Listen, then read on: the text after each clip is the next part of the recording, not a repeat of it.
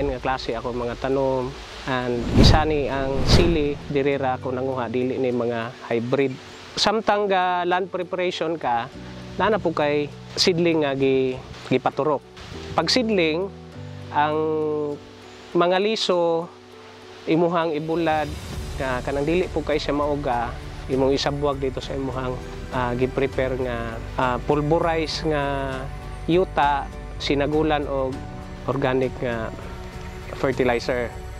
Dayon pag humanog sa buwag nimo imuhang bisbisan og tubig aron mo basa-basa, dili lang po kay nang basa kayo kay malata po siya. So samtang kapaturok ka, prepare na po ka sa imuhang yuta. So sa preparation sa yuta, ginapadaro, dayon pala ug unsay plaster, pero diri sa ako is ginapalag yun ako ni siya kay ang ako ang area is intercropping.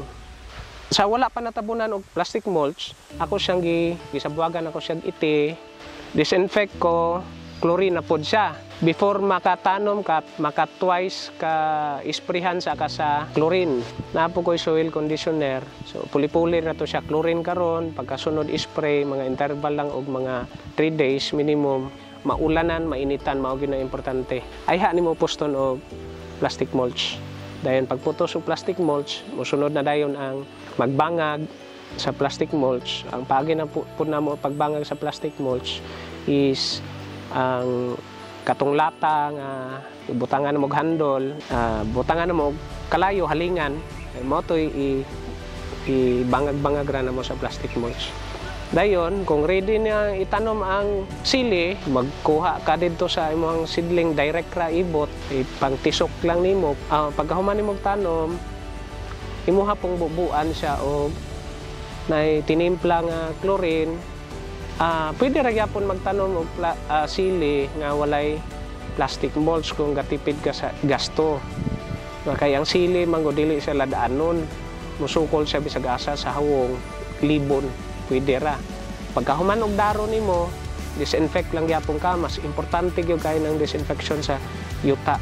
Pwede na ka magtanom ato direct nga walay mulching, pero kinahanglan basa ang yuta. Kay kung itanom nimo nga uga, mauga pud ang ihandali ra siya mamatay, mauga ang panit. So dili nimo masundan og bubo, mamatay gid siya dayon. So ang distance sa tanom is gadepende pud sa area. Sa ako is intercropping na 60 cm by 60 cm.